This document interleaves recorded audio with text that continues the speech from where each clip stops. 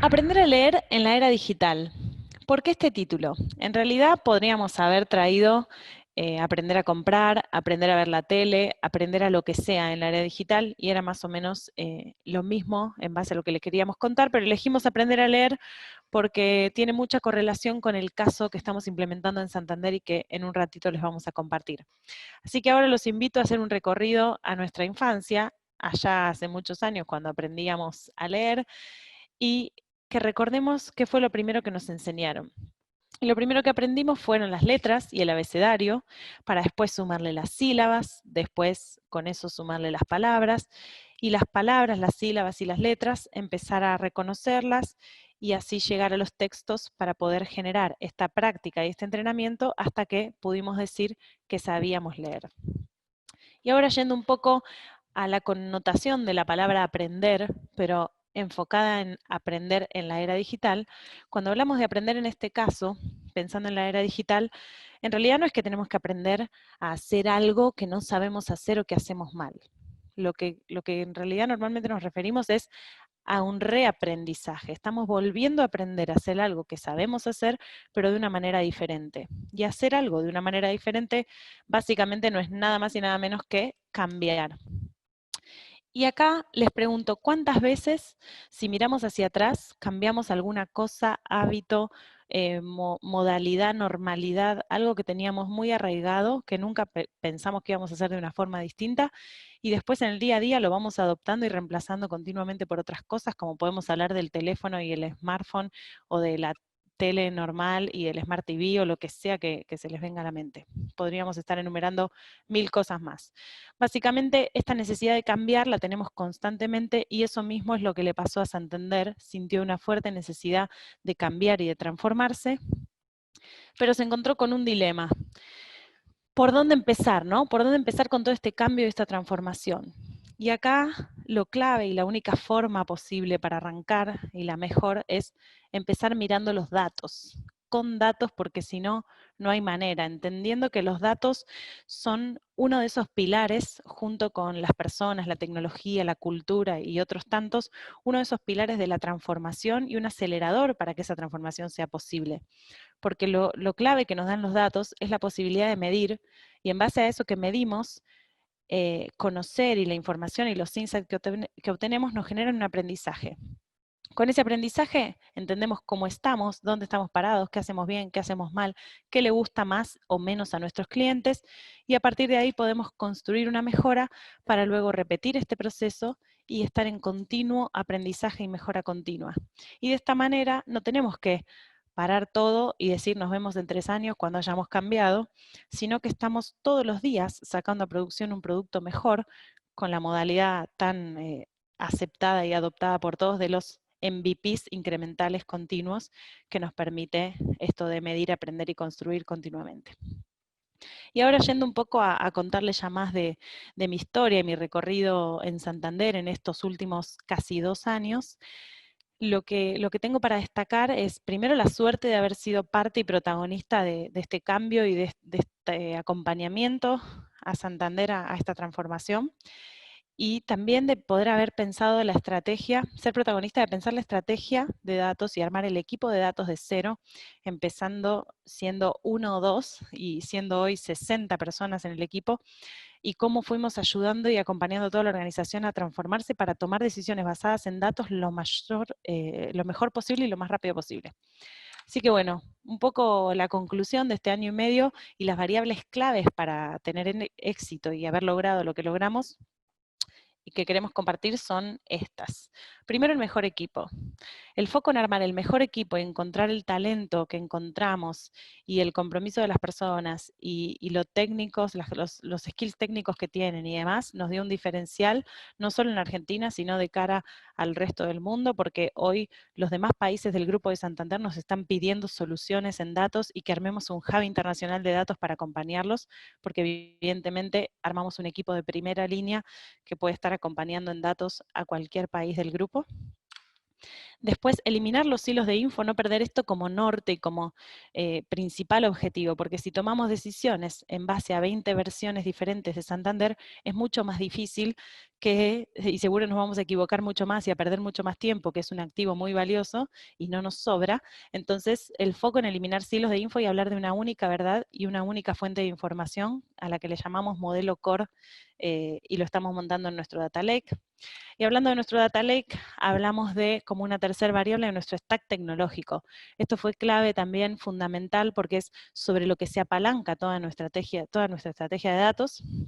Y hoy por hoy, como puntos a destacar de nuestro stack, tenemos en lo que es el equipo de ingeniería, un equipo 100% orientado a código y a microservicios.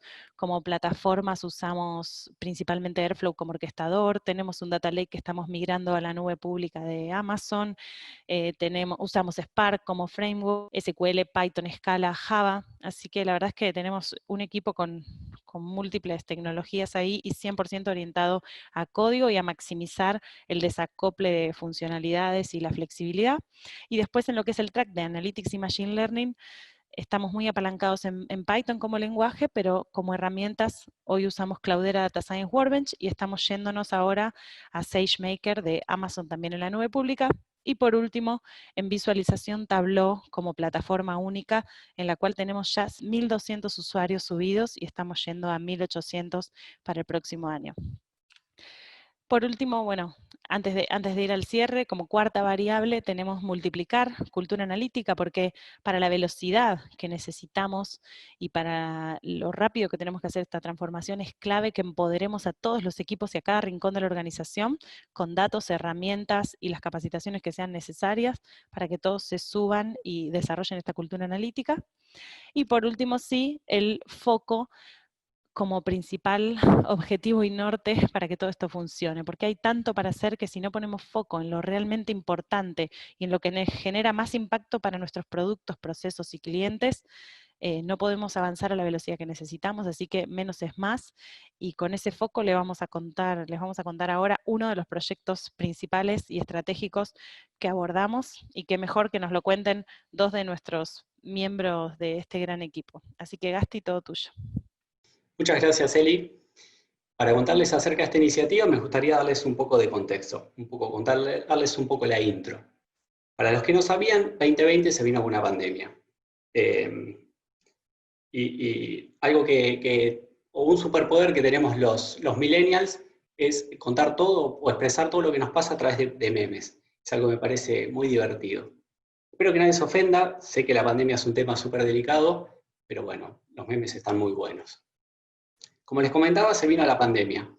Y eso, a fines prácticos, para los perfiles que trabajamos en tecnología, nos dio la posibilidad de repensar y rediseñar muchos de nuestros procesos.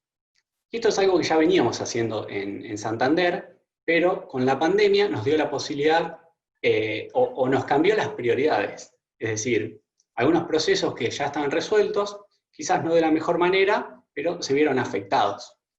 Hubo un cambio en las prioridades. Y ese cambio nosotros en Santander lo vemos como una oportunidad. Imagínense, para un data scientist o un equipo de data scientists, una oportunidad es también, o se traduce en, adivinen, sí, mucho machine learning, mucho deep learning, inteligencia artificial y todo lo que nos gusta. Y así fue que nos empezaron a llover las iniciativas, a llover los proyectos. Uno de esos, y es del cual les queremos contar, es el depósito de cheques remotos, el cual permite depositar cheques a través de la app sacando fotos. Muy simple, imagínense un cliente que quiere depositar un cheque, ingresa a la app de Santander, toma fotos al cheque, al frente, al dorso, y luego va a haber percibido en su cuenta el monto correspondiente. Ustedes dirán, ¿dónde está Deep Learning? Bueno, utilizamos Deep Learning para lo que es el reconocimiento y la segmentación del cheque y para leer las diferentes secciones, como por ejemplo la fecha, el monto, el número del cheque, la firma, etc. Y acá me gustaría que se queden con la imagen del cheque, que se ve en la esquina inferior izquierda, porque esta imagen se genera a partir de una máquina que se llama Panini, que lo que hace es un scan de la foto de ese cheque, y que las grandes empresas suelen tener. Ahora ya les voy a hablar un poquito más acerca de esas maquinitas, así que me gustaría que se queden con esa imagen. Ahora bien, ¿cómo se organiza un proyecto de este tipo? Bueno, si lo quisiésemos agrupar en 4 grandes etapas, por un lado tendríamos lo que es la adquisición o la captura del dato, que es un punto muy importante porque sin datos no hay modelos. ¿Y qué pasa cuando los datos que tenemos no reflejan al 100% la realidad que queremos modelar? Vamos a estar hablando ahora sobre ese punto. La segunda etapa tiene que ver con el etiquetado de los datos. Bien, ¿qué pasa cuando no tenemos los datos etiquetados o tenemos un etiquetado parcial? ¿Cómo lo resolvemos?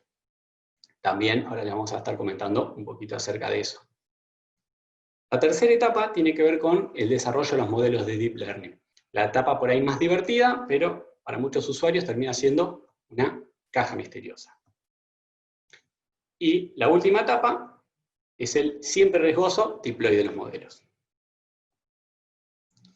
Ahora bien, les hablé de lo que es la adquisición de la data. Y ustedes me dirán, qué fácil, estamos en la era de la información, todo es un dato, hay datos por todos lados. Y es verdad, había datos.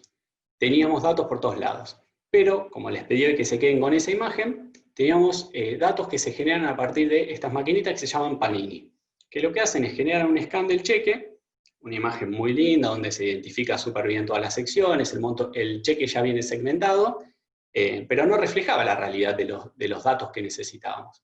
Nosotros necesitamos fotos sacadas con celular. Y así fue que salimos a buscar imágenes. Lógicamente no las encontramos, pero lo que encontramos fueron cheques en cantidad, en cajas, a montón. Entonces lo que hicimos fue ponernos un poco en los zapatos del cliente y generar nosotros esa data que no teníamos. Nos pusimos los barbijos, pedimos los permisos correspondientes y fuimos a generar esa data. Cada uno con nuestros celulares, a tomar las diferentes fotos, con diferentes fondos, con diferente iluminación, a generar toda la data que no teníamos. La siguiente etapa de la cual les comenté tiene que ver con lo que es el etiquetado de los datos. ¿Qué pasa cuando no tenemos los datos etiquetados o tenemos un etiquetado parcial? ¿Cómo hacemos para llegar al desarrollo de los modelos de Deep Learning? ¿Cómo resolvimos esto? Bueno, lo resolvimos trabajando en equipo. Es decir, cuando tenemos esta problemática, lo que hacemos es, armamos un pequeño script, que es un pedazo de código, en el cual nos permite etiquetar datos muy rápido. Y lo que hacemos es, nos repartimos todas las imágenes que necesitamos etiquetar, y con este script todos colaboran a la causa y etiquetan algunas imágenes. Eso nos permite en muy poco tiempo etiquetar una gran cantidad de imágenes y poder avanzar con los tiempos del proyecto. En este caso puntual teníamos un etiquetado parcial. Es decir, teníamos la fecha de pago de ese cheque, pero no teníamos identificado en la imagen cuál era la fecha que correspondía. Estos cheques suelen tener 2 fechas, la fecha de generación y la fecha de pago.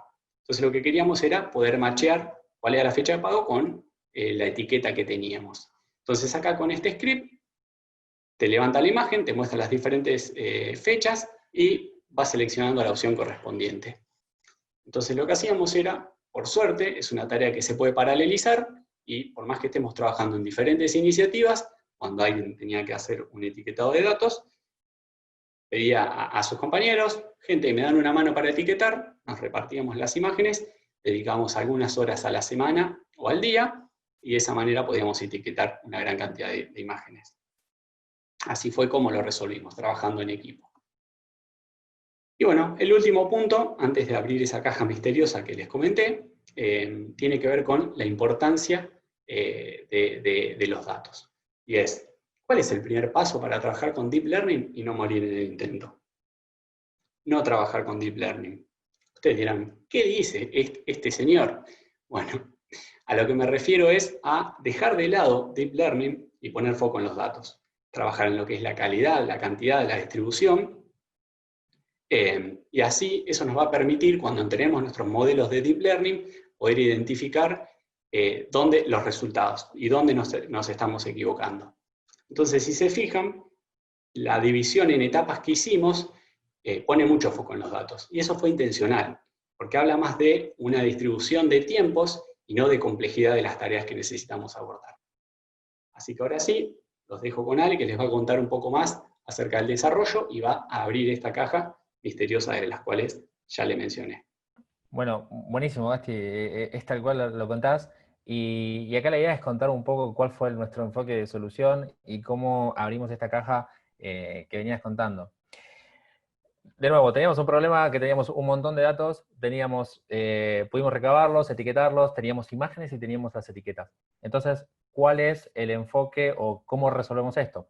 Lo primero que optamos fue por ir por las librerías conocidas. O sea, esto es un problema en el cual hay mucha gente que ya trabajó mucho tiempo, hay librerías que se desarrollaron para solucionar esto de poder reconocer caracteres dentro de imágenes. Por lo cual fuimos a probar esto. Entonces, probamos básicamente todo, probamos de todo, pero nada nos funcionó. Estas son librerías muy custom, o en realidad muy generalistas, podría decir yo. Y entonces, bueno, que estábamos en un punto donde decimos, ¿y ahora quién nos puede ayudar a resolver este problema? Ahí es donde aparece nuestro fiel y querido amigo TensorFlow. ¿Por qué aparece TensorFlow? Nosotros somos un equipo de especialistas en Data Science, el equipo de Advanced Analytics de Santander Tecnología, y sabemos trabajar con modelos, construir redes neuronales y sistemas de inteligencia artificial, y TensorFlow es la librería por defecto para lo que es el desarrollo de este tipo de sistemas. Entonces, si no hay nada en el mercado que nos sirva para resolver nuestro problema, ¿por qué no construirlo nosotros? Entonces, quiero contarles un poquito de cómo funciona esto y cómo se abre la caja dentro de este sistema. Lo primero que quiero contarles es que hay una inteligencia artificial que es capaz de ver. ¿Y cómo se construye esto? La base de todo esto está en las redes neuronales convolucionales.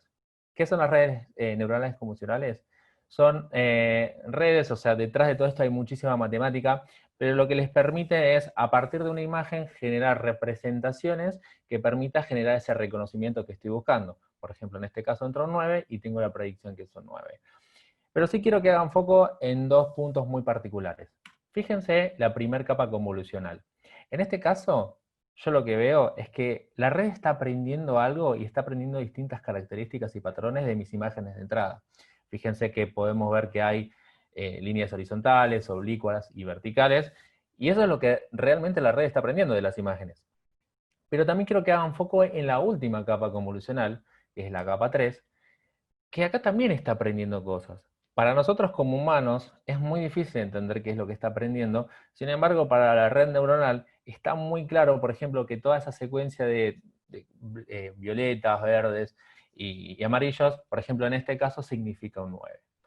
Entonces, ¿qué hacemos? Agarramos toda la data, entrenamos una red convolucional de este estilo y vamos a probarlo con un caso que no conoce la red.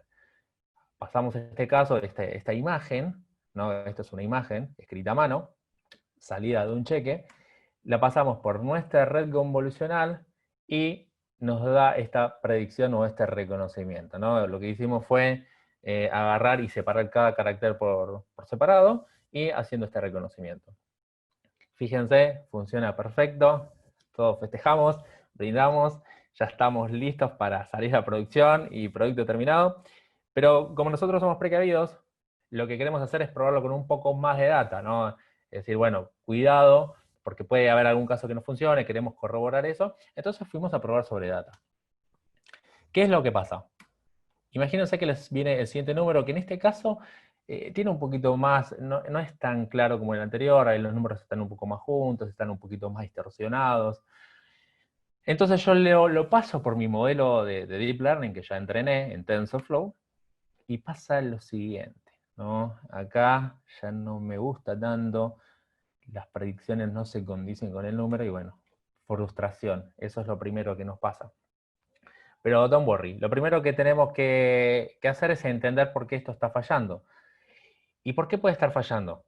Lo primero que hay que hacer es ir a la data, y ahí es cuando nos damos cuenta que la cantidad de formatos en las cuales puede venir o estar escrito un número dentro de un cheque es un montón. Fíjense las diferentes formas de escribir los números, más inclinados, más rectos, un poco más juntos o más anchos en la forma de escribir.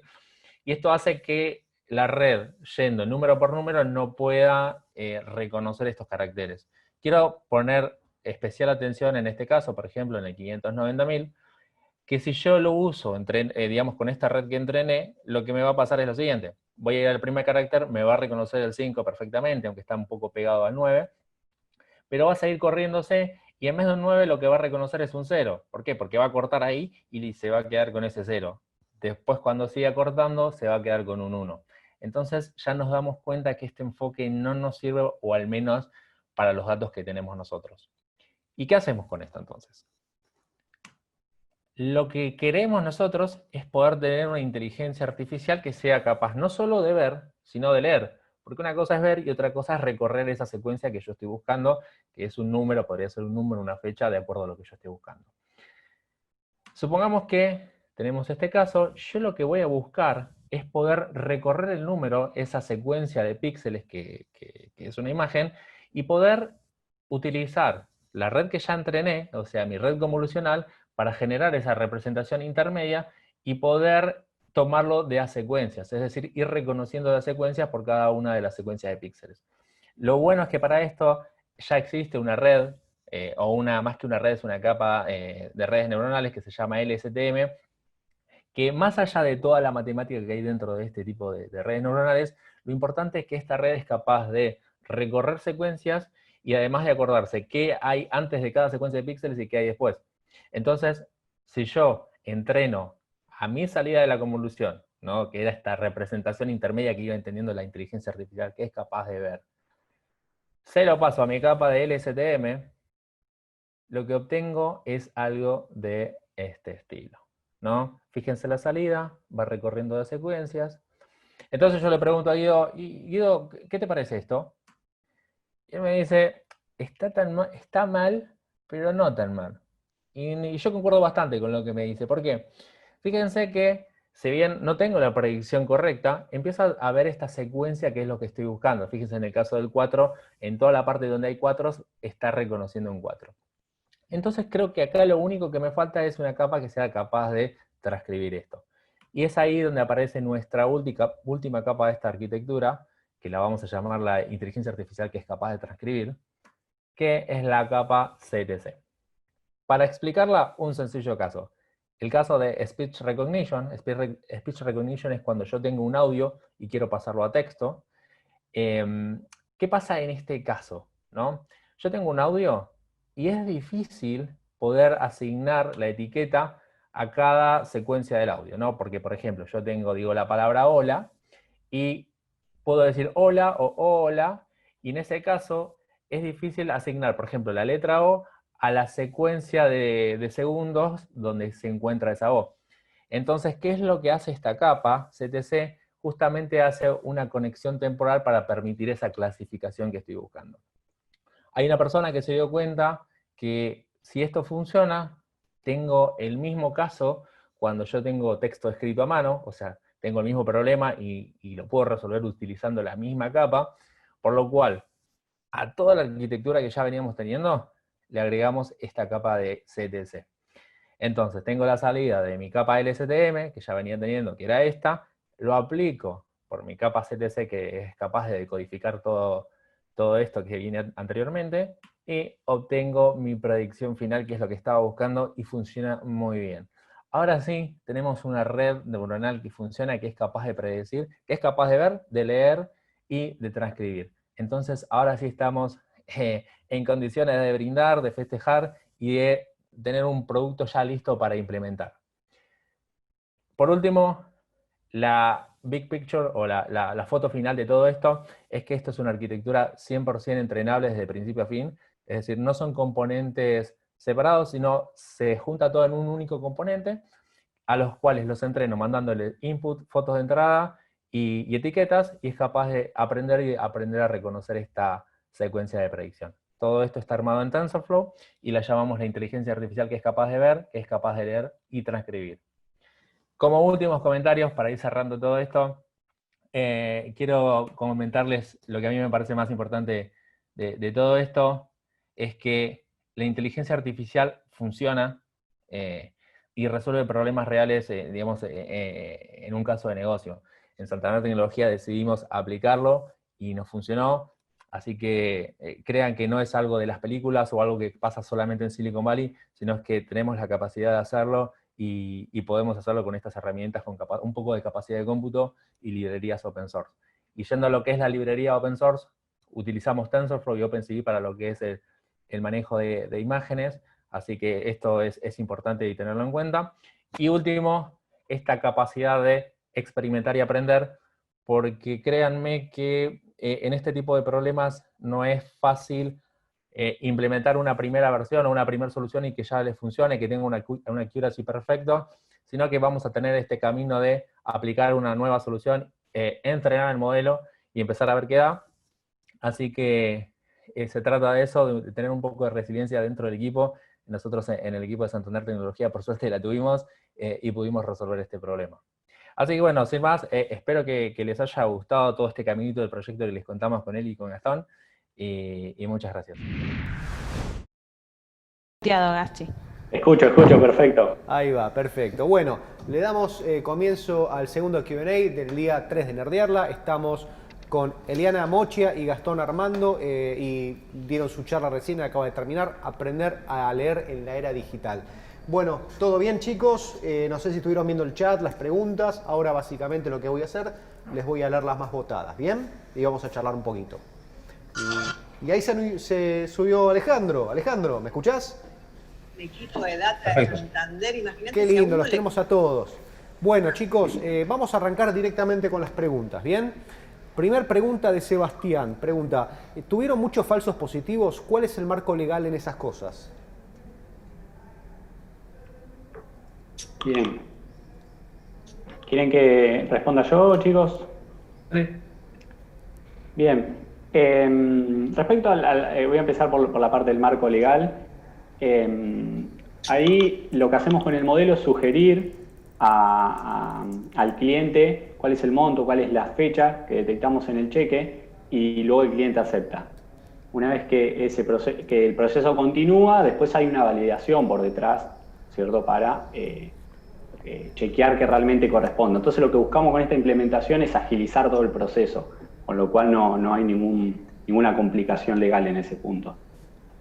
Ok, bien. Con respecto a los falsos positivos, en realidad lo que hacemos es tomar dos métricas, o sea, primero el accuracy del monto completo, por ejemplo, para lo que es el monto, y para lo que es a nivel de carácter, para que nos dé, digamos, una capacidad de cómo está funcionando, es una medida que es Character Error Recognition, que nos da una medida de si te estás equivocando mucho o no. El error es siempre que lo vas a tener en este tipo de arquitecturas, siempre es entender cómo lo bajo y cómo me aplica en mi solución que estoy implementando. Perfecto. Bueno, siguiente pregunta de Jaime. Dice, ¿cuántas imágenes tagueadas usaron para entrenar el modelo de los cheques?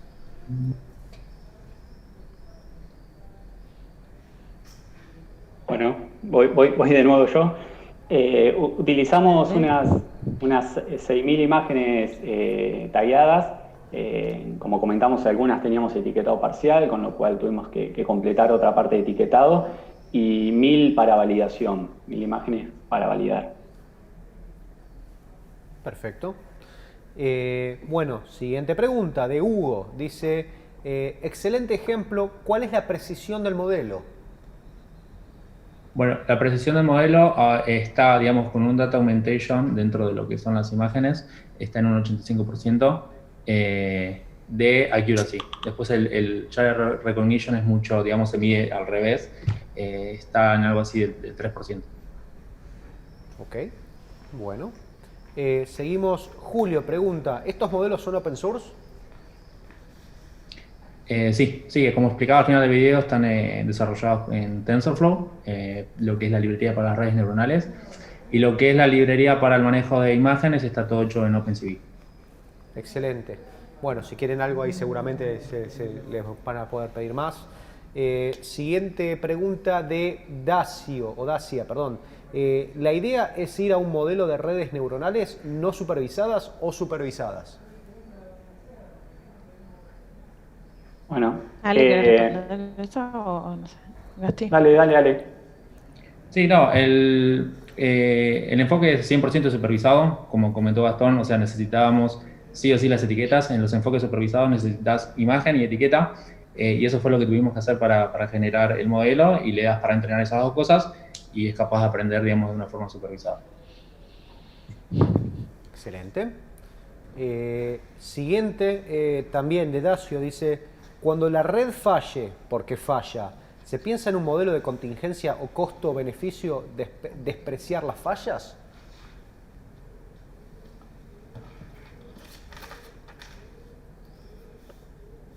¿Se escucharon? ¿Escucharon la pregunta? Sí, no me quedó clara la parte de la falla. A mí tampoco, está redactada media rara, te la leo de vuelta. ¿Veis? Dice, cuando la red falle, porque falla, ¿se piensa en un modelo de contingencia o costo-beneficio despreciar las fallas? Yo creo que se refiere a cuando obtenemos una baja precisión en alguna predicción. La interpreto por ese lado. De última, los chicos acá podrán agregar algo. En ese caso, como lo que se le hace es una sugerencia al cliente, lo que tiene que hacer es cargar el dato manualmente. Si la precisión que tenemos es muy baja, no damos la respuesta y la carga el cliente. Cuando la precisión es alta, el dato que te da es el modelo y lo puedes tomar como válido, con lo cual tiene el chequeo del cliente. Sí, ahí para sumar a lo que dice Gastón, las probabilidades del modelo son bastante robustas, por lo cual se puede usar la probabilidad como forma de elección a la hora de elegir si querés sugerir el dato o no, digamos, la respuesta. Perfecto. Bien, y nos queda una más y nos queda un minutito, así que vamos a tratar de hacer esta la rapidita. Dice, excelente, ¿los modelos tienen un output también que mide la confianza que les permite hacer un flag para posible intervención humana? Claro, esa era justo lo que venía de la pregunta de recién. Sí, el output de la red es tanto reconocimiento o predicción, junto con la confianza o probabilidad de la red, y esto también sirve como para postprocesamiento, para entender si estás haciendo una buena predicción o no. Por eso, como decía antes, en general las probabilidades que arroja la red son bastante robustas, es decir, cuando tenés un mayor de 80% de confianza, probablemente estés haciendo una buena predicción, y si no, tenés una probabilidad o confianza súper baja y te da un indicio de que la predicción no es buena y podés descartarlo. Perfecto. Me gustó esto que dicen del open source. ¿Esto lo van a open sourcear? ¿Esto está disponible? ¿Van a poder dejar algunos links para que los chicos puedan mirar más? Sí, ahí sin duda. Podemos compartir la documentación que estuvimos viendo, que utilizamos. Sí. Continuamente estamos aprendiendo y demás, y podemos también pasar los papers que estuvimos leyendo y demás. Así que sí. Sí, y ahí sumando lo que dice Gasti, de hecho la solución parte de un paper que se llama End-to-End Trainable Convolutional Recurrent Neural Network, digamos que te sirve para apalancarte en este tipo de soluciones, pero parte directamente de ese paper, que es un paper del 2015, y la verdad es que a partir de ese paper parten un montón de soluciones. Buenísimo. Bueno, chicos, eso es todo el tiempo que tenemos. Les agradezco mucho por sumarse a Nerdearla. Imagino que si tienen más preguntas, se pueden pasar por el stand o contactarlos por Swapcar, por Slack, por Discord. Hay un montón de lugares acá. Así que, bueno, de vuelta, espero que le estén pasando lindo. ¿Sí? Gracias por estar. Me saludan a la cámara, a toda la gente que estuvo en el Q&A. Y Gracias por sumarse. Nos vemos en el próximo Nerdearla. Muy bien, ahí se nos estaban yendo Eliana Mochia, Alejandro Taboada y Gastón Armando con su charla Aprender a leer en la era digital.